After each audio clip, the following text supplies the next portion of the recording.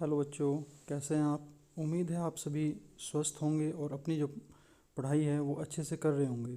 बेटा, हम बात कर रहे थे chapter 7, test and measurement and evaluation in sports.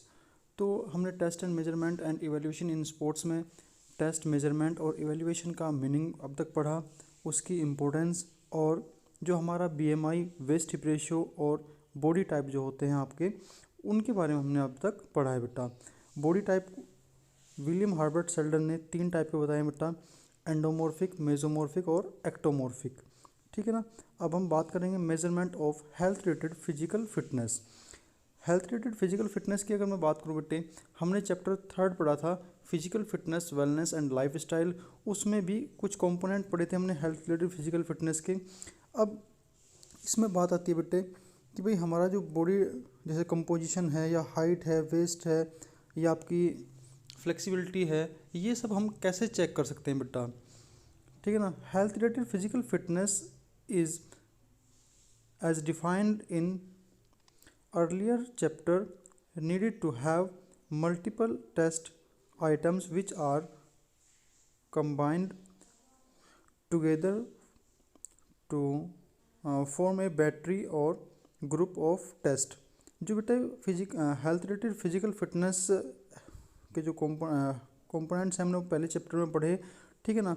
उसके लिए एक टेस्ट आइटम बनाए गए हैं, एक टेस्ट बैटरी बनाई गई है, जिससे हम इवेलुएट कर सकते हैं, चेक कर सकते हैं कि भाई हमारा जो हेल्थ रिलेटेड फिजिकल फिटनेस है वो कैसा है बेटे।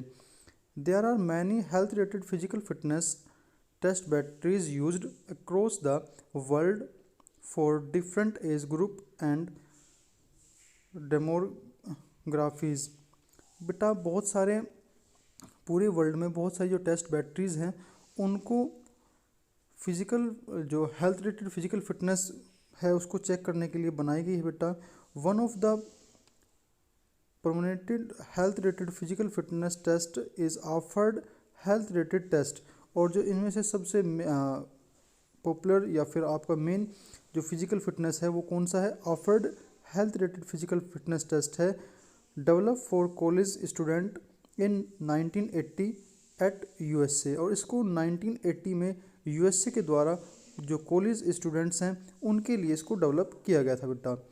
The test item of offered health related physical fitness are test are. और जो आपका ऑफर टेस्ट है उसके अंदर कुछ टेस्ट आइटम्स दे रखे हैं बेटा। अब अगर मैं बात करूँ बेटे फिजिकल फिटनेस, जो फिटनेस कंपोनेंट्स हैं उनके टेस्ट हैं, जैसे आपका बॉडी कंपोजिशन है। बॉडी कंपोजिशन को चेक करने के लिए क्या होता है बेटे, बॉडी कंपोजिशन के लिए क्या है आपका, ट्राइसेप्स एंड सब स्कैपुलर स्किन फोल्ड। दूसरा है बेटे लो बैक हैमस्ट्रिंग फ्लेक्सिबिलिटी, इसके लिए आपका सिट एंड रीच टेस्ट होता है। Abdomen muscle strength and endurance, इसके लिए बैंड नी सिटअप्स इन 1 मिनट। जो आप 1 मिनट नी बैंड करके सिटअप्स परफॉर्म करते हैं, उससे आपकी जो एब्डोमेन मसल्स की स्ट्रेंथ है और एंड्योरेंस पावर है उसको चेक किया जाता है बच्चे। नेक्स्ट आता है आपका कार्डियो रेस्पिरेटरी एंड्योरेंस। आपकी जो कार्डियो रेस्पिरेटरी के अंदर क्या चीज़ें आती हैं, आपका हार्ट और आपके जो रेस्पिरेटरी सिस्टम है उसको चेक करने के लिए 1 माइल रन और 9 मिनट रन टेस्ट बनाया गया है बेटा। इसमें आपको 1 माइल टेस्ट में क्या होता है बेटे, 1609 मीटर की रनिंग आपको करनी होती है बच्चे। ठीक है ना। 1 माइल में कितना होता है, 1609 मीटर होता है। ठीक है। नेक्स्ट बात आती है बेटा, in this chapter we will discuss about a health related physical fitness test battery for Indian school children between the age group of 9 to 18 years, developed by Fit India Mission in 2019। इस chapter के अंदर बेटा हम discuss करेंगे जो हमारा जो test battery है, जो इंडियन जो स्कूल चिल्ड्रन हैं उनके लिए बनाई गई है, जो 9 से 18 साल के तक के बच्चे हैं। ठीक है ना। 2019 में एक फिट इंडिया मिशन के तहत टेस्ट आइटम रखा गया, जिससे चेक किया जा सके कि जो स्कूल चिल्ड्रंस हैं उनका फिजिकल फिटनेस कैसा है बेटा। अब इसके अंदर आती है बेटा हेल्थ रिलेटेड फिटनेस कंपोनेंट और टेस्ट आइटम्स।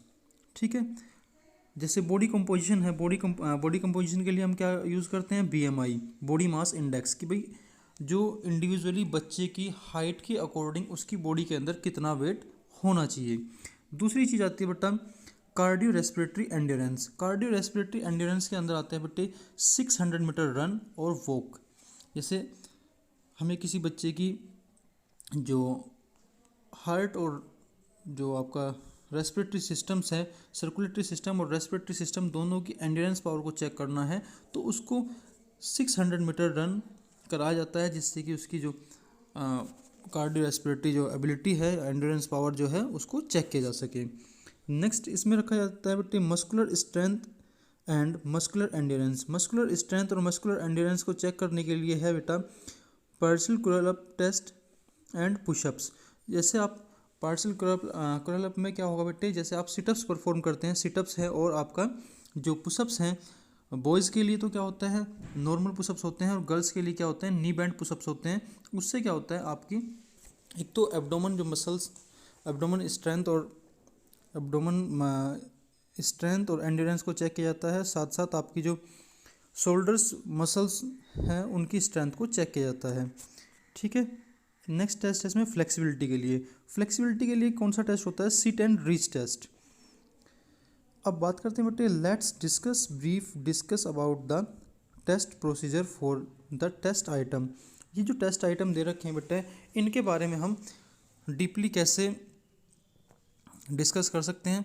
तो सबसे पहले बात आती है बेटे बीएमआई, बॉडी मास इंडेक्स या body composition. Body composition refers primarily to the distribution of muscle and fat in the body. जो हमारी ये किसको डिस्क्राइब करता है बेटे, हमारी बॉडी में अपनी जो हाइट है, हाइट के अकॉर्डिंग कितना फैट होना चाहिए बेटे। Body mass index is calculated from the measurement of body weight and height. हमें अपना जो बीएमआई है उसको कैलकुलेट करने के लिए क्या चीज़ें चाहिए होती हैं, एक तो हमें अपना बॉडी का वेट पता होना चाहिए, दूसरा हमें हाइट पता होनी चाहिए बेटा। It is also referred as BMI, और इसको क्या बोला जाता है, बीएमआई बोला जाता है बेटे, for which the formula is weight divided by height in square. BMI का जो फॉर्मूला होता है वो क्या होता है, weight upon height in metre square. ठीक है, हाँ, आपको जो वेट लेना होता है वो केजी में लेना होता है, किलोग्राम में, और अपना जो हाइट लेनी होती है वो किस में लेनी होती है, मीटर्स में लेनी होती है बेटा। अब बात आती है बेटे प्रोसीजर की। प्रोसीजर क्या है इसका, हाइट मेजरिंग प्रोसीजर, कि भाई अपनी जो हाइट है, how can you measure our height. अपनी जो हाइट है बेटा उसको हम कैसे मेज़र कर सकते हैं। तो हाइट मेज़र करने के लिए कुछ पॉइंट डिस्क्राइब कर रखे हैं बेटे। सबसे पहली बात आती है bear foot stand erect with heels together. आपको क्या करना होता है बेटे, अपना एक नॉर्मली स्ट्रेट खड़े होना होता है, आपकी जो हील्स हैं वो एक साथ होनी चाहिए और पंजों के बीच में हल्का सा गैप होना चाहिए। ठीक है ना, both heels touch the base on the stadiometer. और जो स्टेडोमीटर होता है जिससे आपकी हाइट मेज़र की जाती है, आपकी दोनों हील्स क्या होनी चाहिए, उस पर टच होनी चाहिए बच्चे। नेक्स्ट थर्ड पॉइंट आता है बेटे arms hanging naturally by the sides. और आपकी जो आर्म्स हैं, जो हाथ हैं, वो उसी हैंगिंग पोजीशन में होने चाहिए जैसे आपका नॉर्मली हाथ होते हैं बेटा। नेक्स्ट नंबर आता है बेटे the heels buttocks upper parts of the back and usually but not unnecessarily the back of the head are in contact with the vertical wall। और जो ये vertical wall है, आपकी जो हील्स हैं, बटक्स हैं, ठीक है ना, अपर बॉडी पार्ट्स है, वो बिल्कुल उस पर स्ट्रेट टच होना चाहिए। ऐसे नहीं कि आप झुके खड़े हो जाएं या फिर आपका अपना जो पंजे हैं उन पे खड़े हो जाएं। नेक्स्ट नंबर क्या आता है बेटा the subject is instructed to look straight ahead and take a deep breath. आपको क्या करना होता है, सामने की साइड जो आपका इंस्ट्रक्टर होता है वो आपको इंस्ट्रक्शन देगा कि आपको सीधे देखने होगा और एक डीप ब्रीथ, एक गहरी सांस लेनी होती है बेटा। Make the highest point on skull, आपका जो स्कल, जो खोपड़ी का जो हाईएस्ट पॉइंट होगा वहाँ से उसको मेज़र किया जाता है। मेज़र बिफोर एक्सलेशन, और जब आप सांस छोड़ते हैं तो उस टाइम पर मेज़र किया जाता है, ठीक है। Measurement is read to the nearest 0.1 centimetre, और आपको 0.1 सेंटीमीटर के नियरेस्ट भी क्या करना होगा, मेज़र करना होता है बच्चे, ठीक है। तो यहाँ तक अगर मैं बात करूँ आपको क्लियर हो गया होगा बेटा। बात आती है बेटे वेट मेजरिंग प्रोसेस, कि भाई वेट मेज़र कैसे किया जाता है, वेट मेजरिंग प्रोसीजर कैसे होता है। Place the scale on frame flooring such as tiles और वुड रेदर देन कारपेट, आपको जो वेट मशीन है उसको प्लेस करना होता है, फ्लोर पे कर ले या फिर आप अपना कहीं भी वुडन पे, कारपेट वगैरह पे उसको अच्छा प्रॉपर तरीके से उसको प्लेस करना होता है। Second point, have the participate remove shoes and heavy clothes such as sweaters, और आपको अपना जो शूज़ हैं और हैवी क्लोथ्स हैं उनको रिमूव करना होता है, चाहे वो स्वेटर्स वगैरह जैसे हैं, ठीक है। थर्ड पॉइंट आता है बेटा, have a participant stand with both feet in the centre of the scale, और आपको जो दोनों पैर हैं आपके वो उस स्केल के सेंटर में रखने होते हैं, ठीक है ना। Record the weight to the nearest decimal friction, for example 25.1 kilogram, आपको अपना नियरेस्ट डेसिमल तक भी अपना वेट जो है वो मेज़र करना होता है। जैसे किसी में 25 किलो 100 ग्राम वेट हो तो वो भी आपको मेज़र करना होता है, ठीक है।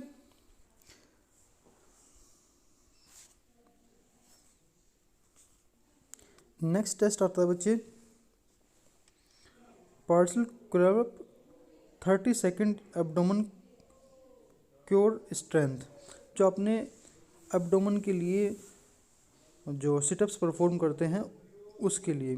The crepe test measure abdomen muscular strength and endurance of the abdominals and hips flexor, important in back support and core stability.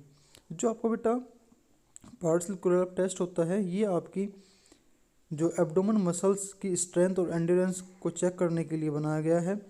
ये आपका जो एब्डोमेन्स है और आपका हिप फ्लेक्सर्स है उसके लिए बहुत ही ज़रूरी होता है बेटे, उसकी स्टेबिलिटी के लिए। प्रोसीजर क्या है इसका,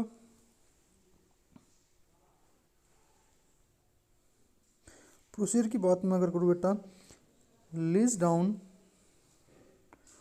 on floor flat surface with knee flexed usually at 90 degree with hands straight on the side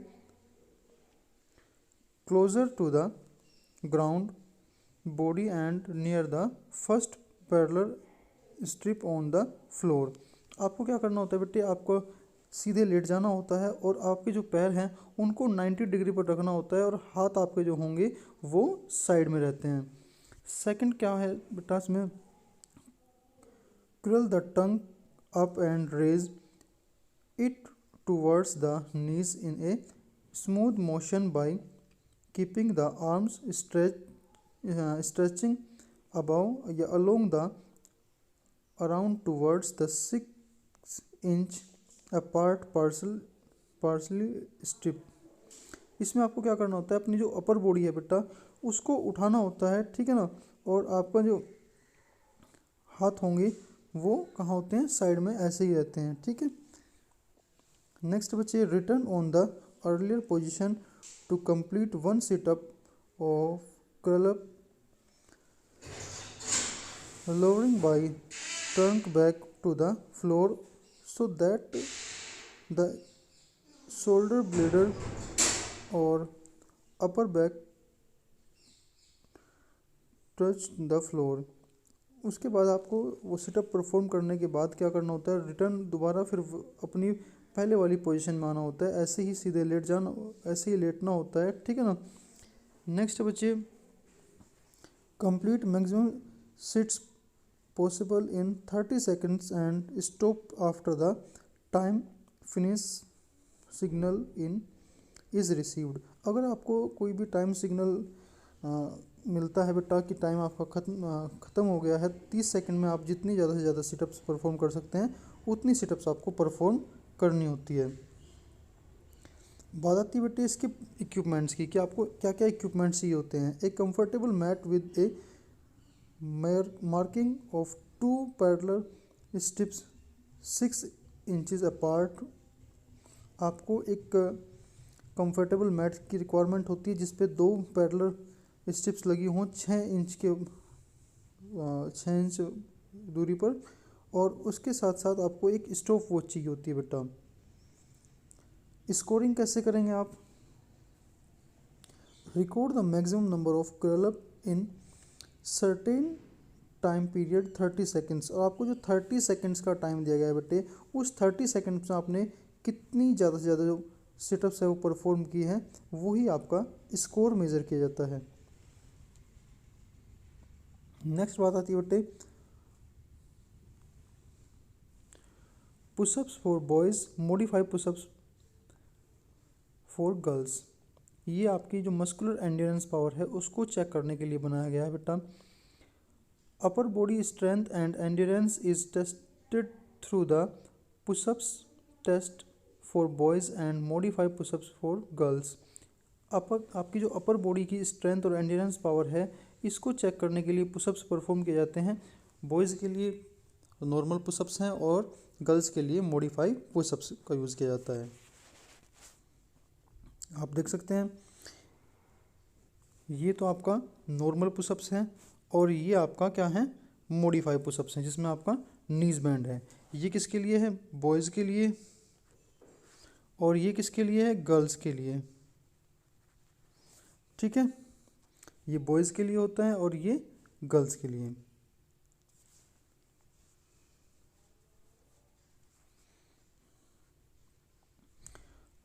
अब मैं बात करूँ बेटा इसकी प्रोसीजर की, तो प्रोसीजर क्या है इसका,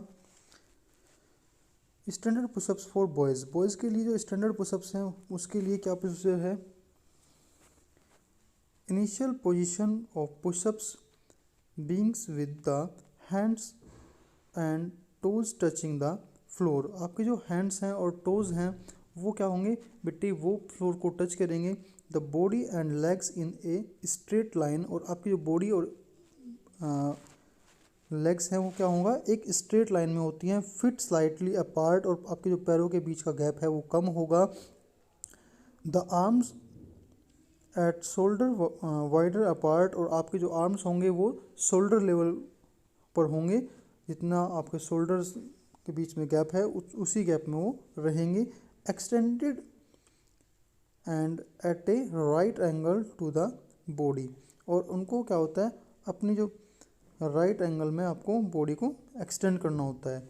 सेकंड थिंग्स में क्या है बेटे, pushups is executed by keeping the back and knees straight. आपको जो अपनी बैक है उसको क्या करना होगा, कीप करना होगा, और आपकी जो नीज है वो स्ट्रेट रहनी चाहिए। The participant lowers the body to A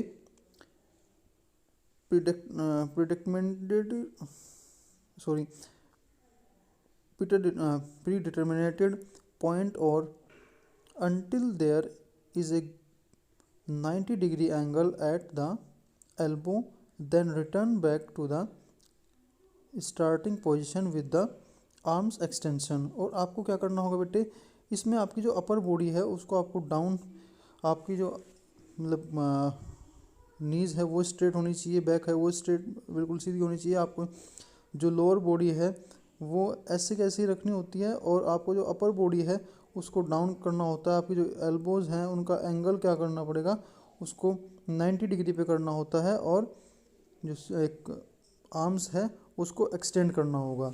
next होगा बेटे, repeat the set to the maximal number till execute as there is no time limit. इसमें कोई भी टाइम लिमिट नहीं होती, आपको जितने ज़्यादा से ज़्यादा आप नंबर बार ये इसका रिपीटेशन कर सकते हैं उतना आपको करना होता है। नेक्स्ट बात आती है बेटे गर्ल्स के लिए। Modify pushups for girls position will be with knees band, ankle crossed and resting on the floor. आपका जो नीज हैं वो क्या होंगी, बैंड होती हैं, और जो आपके एंकल हैं, जो पैर हैं, वो क्रॉस होंगे और फ्लोर पे बिल्कुल रेस्टिंग पोजीशन में होना चाहिए।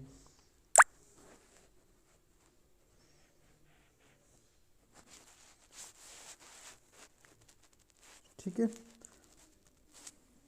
अगर मैं इसके स्कोरिंग की बात कर लूँ बेटा, तो स्कोरिंग क्या होगी, total number of correct pushup will be recorded as score. और जो इसका स्कोर माना जाता है, आपने टोटल नंबर ऑफ पुशअप्स कितने परफॉर्म किए हैं वही आपका बेस्ट स्कोर कहलाएगा बच्चे।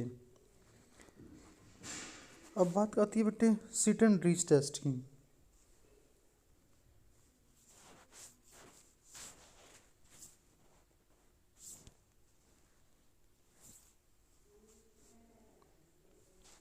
सिट एंड रीच टेस्ट ये आपकी जो फ्लेक्सिबिलिटी है उसको मेज़र करने के लिए है बेटा। Sit and reach test is the test for assessment of flexibility of the lower back and hamstring muscles. ये आपकी जो हैमस्ट्रिंग मसल्स है और लोअर बैक है उसकी फ्लेक्सिबिलिटी को मेज़र करने का काम करती है। It is a simple test of stretching and turn forward by placing the hand on a measuring scale flexed to the flexometer. Sit and reach test box. The posting the feet onto the sit and reach box without bending knees. आपको क्या करना होता है बेटी, एक seat and reach test को perform करने के लिए एक बॉक्स होता है, उस पर उसके ऊपर एक स्केल लगा होता है। आपको उस बॉक्स से अपने पैर सटा लेने होते हैं और अपनी जो नीज़ है वो स्ट्रेट रखनी होती है। फिर अपनी जो अपर बॉडी है उसको बेंड करना होता है और अपने हाथ जो हैं वो उस स्केल तक पहुंचाने होते हैं। जितना भी आपके उस स्केल और हाथों के बीच में गैप होता है वही आपका स्कोर कहलाता है। अगर मैं प्रोसीजर की बात करूँ बच्चे, तो प्रोसीजर क्या है, Sit barefoot on the floor with sole of the feet placed flat against the sit and reach box. आपको क्या करना होता है बेटे, जो सिट एंड रीच बॉक्स रखा होता है उसके पास अपने जो पैर हैं, जो फुट है, वो बिल्कुल क्या करने होते हैं, स्ट्रेट रखने होते हैं और उस पर सटा के रखने होते हैं। बिल्कुल पंजे आपके उस पर सटे हुए होने चाहिए। Both knees should be locked and pressed flat on the floor. आपकी जो दोनों नीज़ हैं वो क्या होनी चाहिए, बिल्कुल लॉक्ड होनी चाहिए और बिल्कुल आपकी जो फ्लोर है उस पर फ्लैट होनी चाहिए। Measure the initial position score by placing the hands on to the measuring scale. और आपका जो हाथ है बेटे, इनिशियली पोजीशन में क्या होता है, आपको अपने जो हाथ हैं वो उस मेजरिंग जो स्केल है उस तक पहुंचाने होते हैं।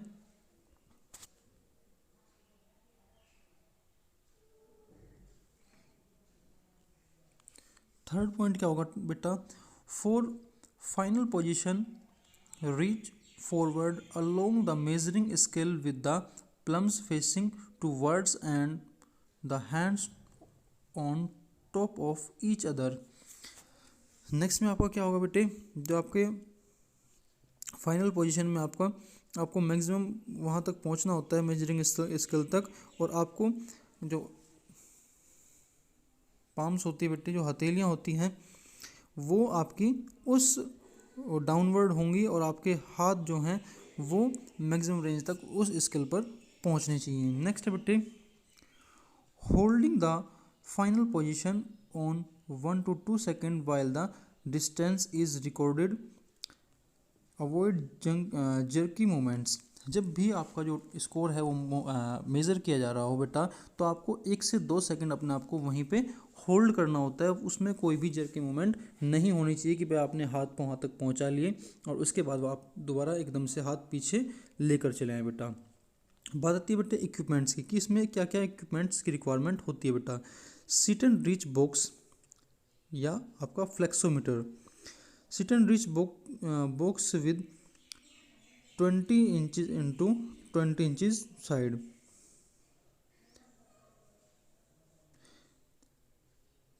12 inches into 10 inches front and back.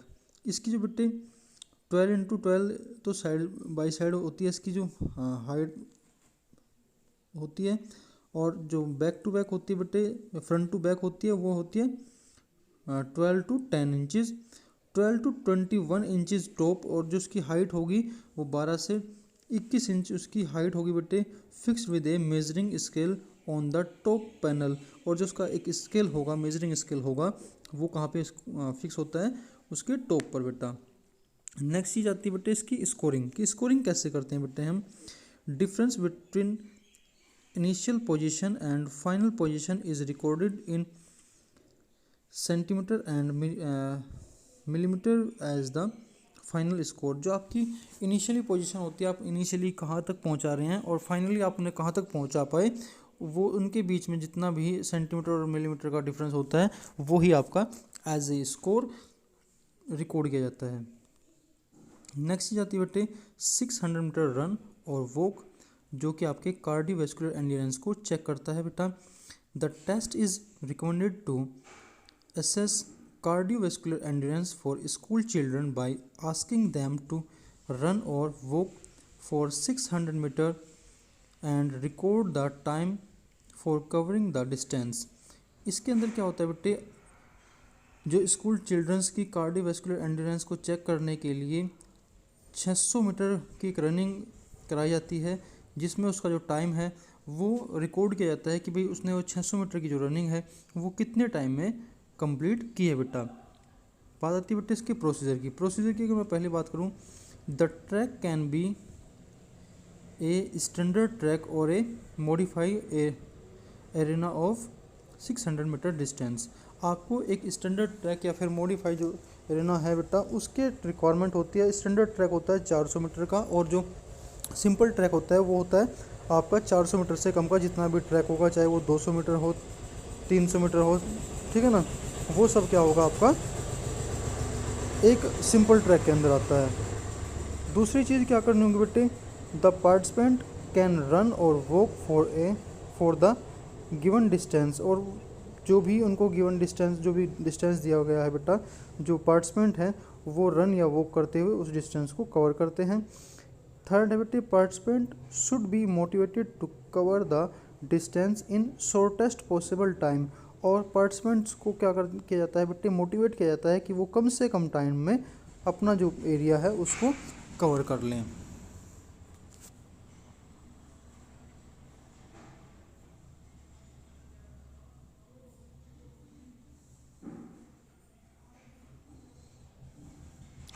ठीक है बच्चों, तो